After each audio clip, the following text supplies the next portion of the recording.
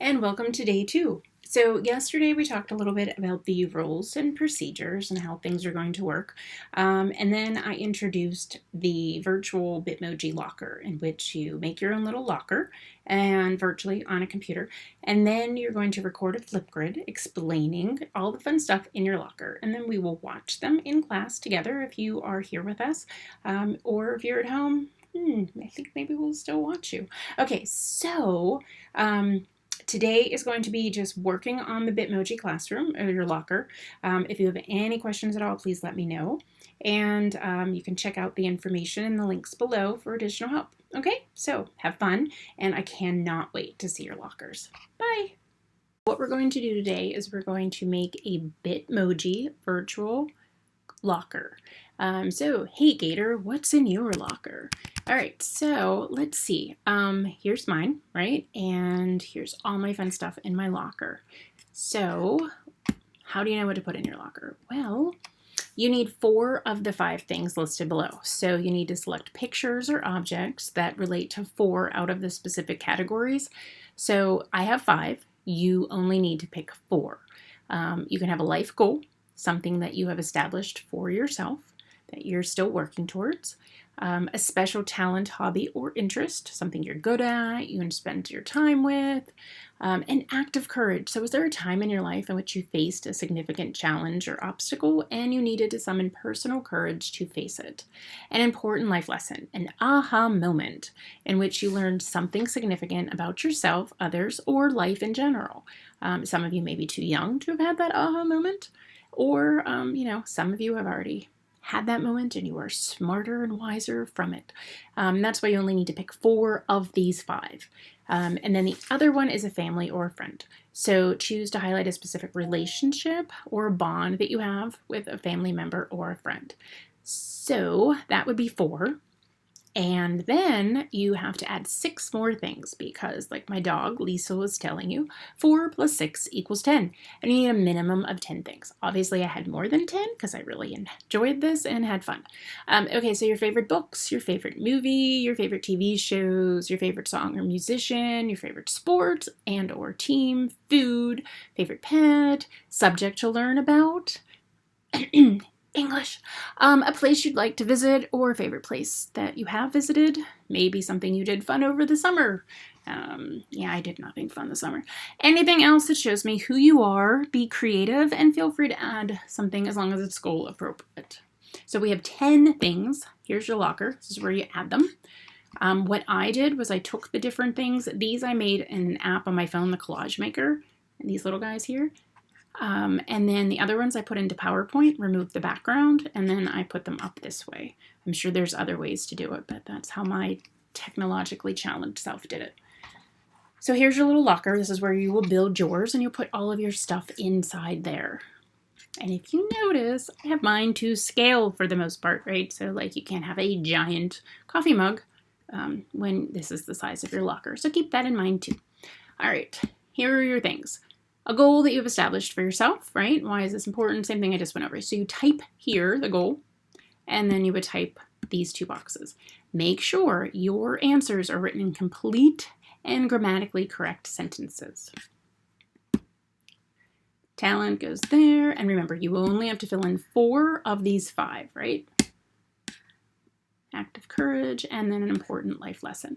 Okay, then any of the extra, because remember, you had to have 5 or 4 of these, and then 6 from over here, right? So again, like my dog said, that's 10.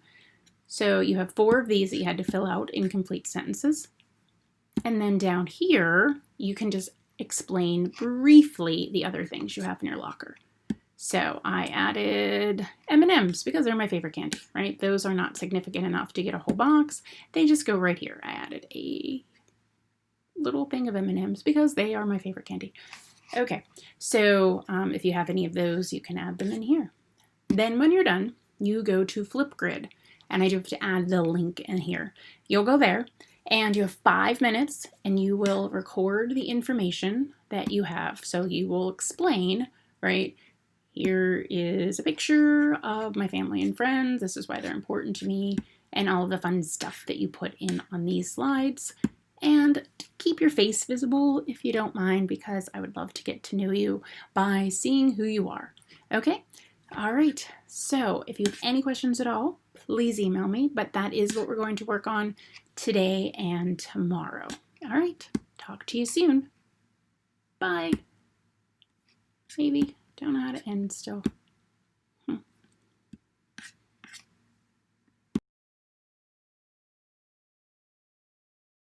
So today we're also going to talk a little bit more about the online etiquette that is involved with the Google Meet or the Google Classroom. So number one, be on time when you're joining us in the Google Meet. Allow yourself some time to get up and get ready if you're at home that day, and make sure your technology is all charged, and then be on time and prepared for the online learning class. Mute yourself. Please make sure you're muted when you get on, because that would just be a lot of noise besides what we have going on here to hear everybody at home as well. So we want you to join us, but please make sure you mute yourself until you're called on. If you have a question, if we get to, then I'll tell you to unmute yourself and you can speak. Make sure you're chatting responsibly, right? So the little side thing, right, to make the comments. You can ask a question, you could say you have something to share, but again, make sure that it's appropriate, okay? Also, when you're presenting, can we see you? Can we hear you? Please make sure your background is school appropriate and that you're not in your underwear, right?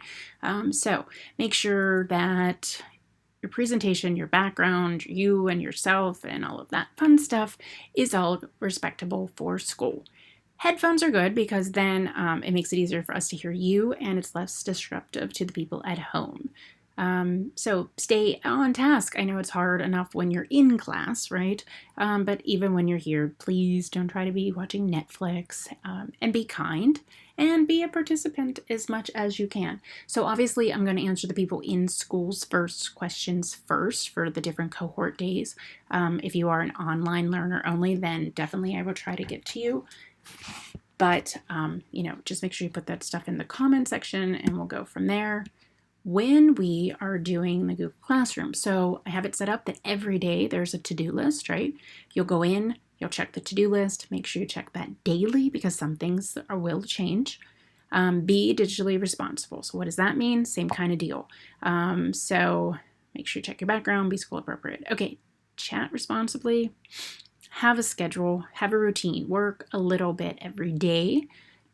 We are going to have to-do dates, and there are times that I'm going to not accept stuff past a certain date. So I will let you know ahead of time when stuff is due, what the due date is, and we have to work on meeting those deadlines this year for everybody's sake. Okay, check messages. So check that slide, and also check the Google Classroom stream, and check your email. Okay. Please email me if you were confused or lost. You can post questions also to the class stream. Maybe somebody in class can get to you. And you can also ask questions if you are one of the people that comes in. If not, definitely we'll get to you with the email. All right.